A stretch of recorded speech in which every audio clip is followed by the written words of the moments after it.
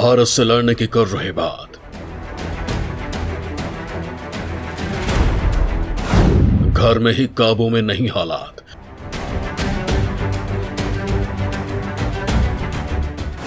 पाकिस्तान में जिहाद का ऐलान।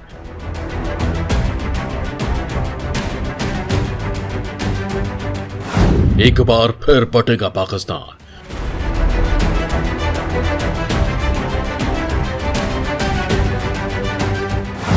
शहबाज सरकार की बड़ी आफत।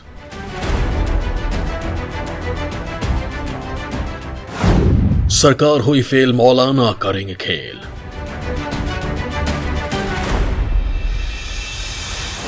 भारत से दोस्ती तोड़ने का हो रहा अफसोस।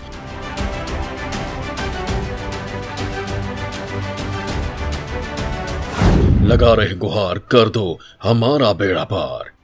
दोस्तों, जिन आतंकियों के बल पर पाकिस्तान भारत से कश्मीर को लेने का ख्वाब देख रहा था, जिन आतंकियों के बल पर वो भारत में हिंसा फैलाना चाह रहा था, वो आतंकी ही उसके लिए अब आफत की पुड़िया बन गए हैं। कहावत तो आपने सुनी ही होगी कि बबूल का पेड़ लगाएंगे तो आम का फल नहीं हो पाएगा। ठीक उसी तरह पाकिस्तान के भी हालात ऐसे ही हो गए हैं। उसकी सांस अटक गई है। दरअसल अब पाकिस्तान का एक और बंटवारा होने जा रहा है, और ये बंटवारा कोई और नहीं, उसी के पाले हुए आतंकी करने जा रहे हैं, जिससे शहबाज सरकार की नींद उड़ी हुई है। उसे समझ में नहीं आ रहा कि इस संकट से कैसे निपटा जाए। ऐसे वक्त में उसे भारत की याद आ रही है। उसे अफसोस हो रहा है कि उसने भारत के साथ संबंध क्यों तोड़ लिए। लिहाजा वो एक बार फिर भारत से संबंध बढ़ाने की वकालत कर रहा है, भारत के आगे गिड़गिड़ा रहा है। लेकिन भारत ने भी दो टूक कह दिया है कि जब तक आतंकवाद पर लगाम नहीं लगेगी, बातचीत शुरू नहीं होगी। भारत के इस रुख से पाकिस्तान की नींद उड़ी हुई है, और वो भारत के साथ संबंध सुधारने के तरीके खोज रहा है, जिससे पाकिस्तान के टुकड़े होने से बचाया जा सके। दोस्तों, आखिर पाकिस्तान में ऐसा क्या हो गया कि उसके एक और विभाजन की बात कही जाने लगी? आज के इस वीडियो में मैं बताऊंगा आपको, साथ ही ये भी समझाऊंगा कि पाकिस्तान को आखिर ऐसे समय में भारत की ही याद क्यों आई है। तो चलिए शुरू करते हैं। दोस्तों, तहरीक-ए-तालिबान पाकिस्तान टीटीपी आतंकियों के पाकिस्तान के खैबर पख्तूनख्वा प्रांत के कबायली इलाके में शरिया कानूनी से शासित क्षेत्र बनाने की मांग और पाकिस्तान के खिलाफ जिहाद के ऐलान से शहबाज सरकार घबरा गई है। पाकिस्तान सरकार पाकिस्तानी मौलानाओं का एक दल अफगानिस्तान भेज रही है। ये मौलाना टीटीपी आतंकियों और पाकिस्तानी सरकार के बीच मध्यस्थता कर रहे तालिबानी गृह मंत्री सिराजुद्दीन हक्कानी से मुलाकात करेंगे। आपको इस पूरी खबर के बारे में विस्तार से बताऊंगा, लेकिन उससे पहले बता देता हूं कि आखिर किस तरह पाकिस्तानी सेना ने पख्तून प्रांत में टीटीपी के आगे सरेंडर कर दिया। भाजपा की आर्मी ने किया सरेंडर। पख्तून में चलेगा टीटीपी का कानून, शरिया कानून से होगा शासन। दोस्तों, पाकिस्तान की सेना पेशावर के सैन्य स्कूल में सैकड़ों बच्चों के जान लेने वाले आतंकवादी संगठन तहरीक-ए-तालिबान पाकिस्तान के सामने आत्मसमर्पण करने जा रही है। तालिबान की मध्यस्थता के बाद पाकिस्तानी सेना और टीटीपी के बीच स्थायी संघर्ष विराम हो गया, और जल्द ही एक समझौते पर हस्ताक्षर होने जा रहे हैं। इसके तहत पाकिस्तानी सेना बड़ी संख्या में टीटीपी आतंकियों को छोड़ेगी। कबायली इलाके में हजारों की तादाद में तैनात पाकिस्तानी सैनिक हटाए जाएंगे। पाकिस्तानी मीडिया के मुताबिक जनरल बाजवा और शहबाज शरीफ सरकार हजारों की तादाद में टीटीपी आतंकियों को छोड़ने और उनके खिलाफ कोर्ट में चल रहे मामले वापस लेने पर सहमत हो गए हैं। इसके अलावा खैबर पख्तूनख्वा प्रांत के मलकंद इलाके में शरिया कानून लागू किया जाएगा। पाकिस्तानी सेना और टीटीपी के बीच इस समझौते को तालिबानी गृह मंत्री सिराजुद्दीन हक्कानी ने कराया है। सिराजुद्दीन हक्कानी एक कुख्यात आतंकी है जिसका अलकायदा के साथ मजबूत रिश्ता है। अब हक्कानी टीटीपी को संरक्षण दे रहा है। संयुक्त राष्ट्र का अनुमान है कि अफगानिस्तान में 3000 से लेकर 5000 आतंकी मौजूद हैं। टीटीपी के साथ शांति समझौता होने से इनमें से बड़ी संख्या में आतंकी पाकिस्तान आ सकते हैं। इससे पाकिस्तान का कबायली इलाका फाटा टीटीपी आतंकियों का गढ़ बन जाएगा। टीटीपी की प्रमुख मांग है कि उसके नियंत्रण वाले इलाकों में शरिया कानून लागू किया जाए। इसमें पाकिस्तान के खैबर पख्तूनख्वा कबायली इलाका, जिसे फाटा कहा जाता है, वो भी शामिल है। यही नहीं, टीटीपी फाटा को फिर से खैबर पख्तूनख्वा से अलग करना चाहता है। इस डील का विरोध कर रहे पाकिस्तानी नेताओं का मानना है कि टीटीपी फाटा को ठीक उसी तरह से मिनी इस्लामिक अमीरात बनाना चाहता है जैसे तालिबान ने सत्ता पर कब्जा करने के बाद अफगानिस्तान में बनाया है। उन्होंने चेतावनी दी है कि अगर टीटीपी खुद को विघटित करने के पाकिस्तानी सेना की मांग को स्वीकार भी कर लेता है तो वो अफगान तालिबान के तरह से फाटा में शरिया कानून लागू करने वाला मुख्य संगठन होगा। हालांकि अभी तक ये फैसला नहीं हो पाया है कि कबायली इलाके के खैबर पख्तूनख्वा में मर्जर किया जाएगा या नहीं। पाकिस्तान के एक नेता ने खुलासा किया है कि चीन टीटीपी के साथ समझौता करने के लिए पाकिस्तान पर दबाव डाल रहा है। दरअसल टीटीपी के आतंकियों ने हाल के दिनों में चीन के हितों, प्रोजेक्ट और उनके लोगों पर कई हमले किए हैं। लिहाजा चीन के लिए यह जरूरी है कि पाकिस्तान टीटीपी की कुछ मांगों को मान ले, जिसमें सीपीसी के खिलाफ हो रहे हमले बंद हो जाएं।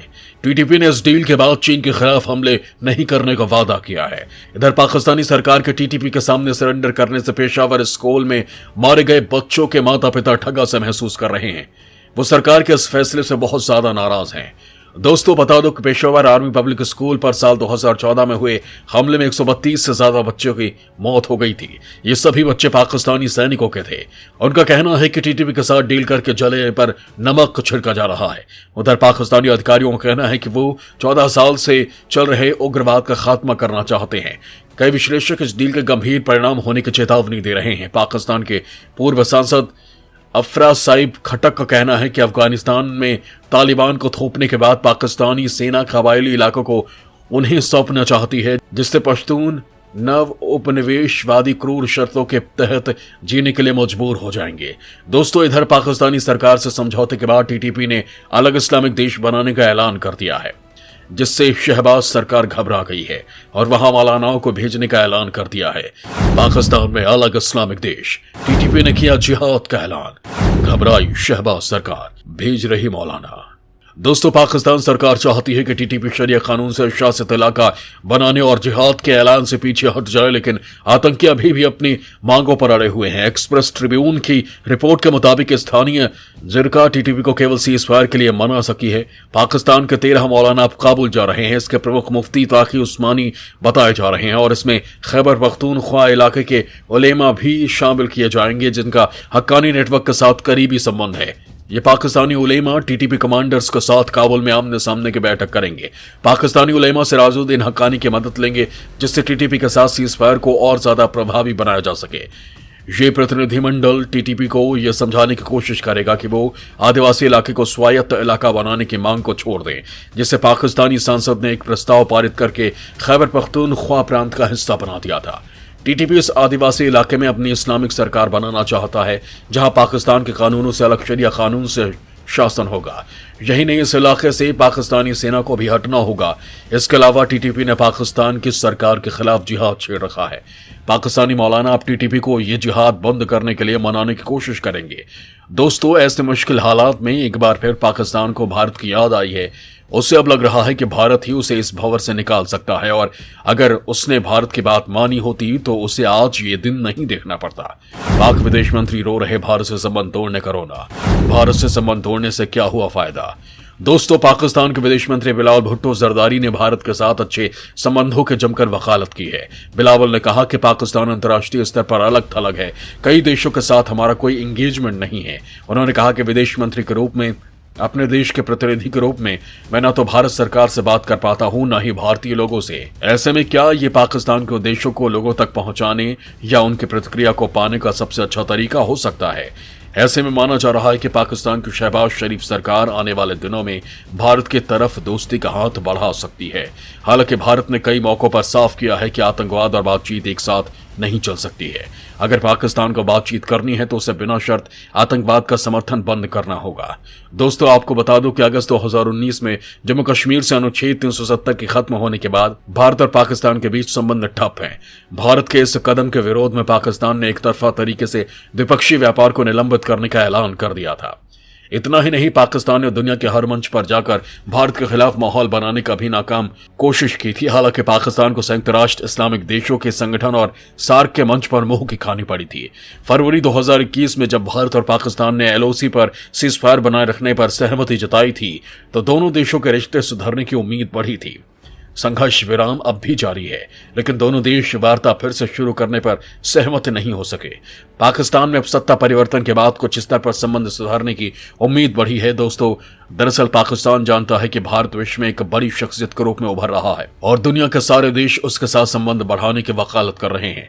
ऐसे में अगर वो भी भारत के साथ संबंध सुधार लेगा तो दुनिया के बाकी देशों से भी उसके रिश्ते इस आधार पर सुधर जाएंगे कि भारत से पाकिस्तान के संबंध हैं, जो इस बात की गारंटी है कि पाकिस्तान सुधर गया है। पाकिस्तान की यही लालच उसे भारत के करीब ला रही है। यही नहीं, इस समय जिस मुश्किल हालात में वो फंसा है उससे बाहर निकलने में भारत उसकी मदद कर सकता है। लिहाजा पाकिस्तान भारत की तरफ ललचाई नजरों से देख रहा है, लेकिन गेंद पीएम मोदी के पाले में है और फैसला उन्हें ही करना है। लिहाजा पाकिस्तान उनकी खुशामद करने में जुटा है। दोस्तों, आपको बता दूं कि पाकिस्तान के इससे पहले इतने सुर कभी नहीं बदले थे, लेकिन जब से पीएम मोदी सत्ता में आए भारत की तकदीर बदल गई। पाकिस्तान चाहकर भी भारत का कुछ नहीं उखाड़ पा रहा है, क्योंकि भारत के पास मोदी ढाल हैं जो दुश्मन के वार को पहले ही ढेर कर देते हैं। लिहाजा पाकिस्तान समझ गया है कि भारत के साथ संबंध सुधार कर और उसका चेला बनकर रहने में गनीमत है। चचा के साए में रहकर उसे केवल दुनिया में बदनामी ही मिलेगी। जय हिंद, जय भारत।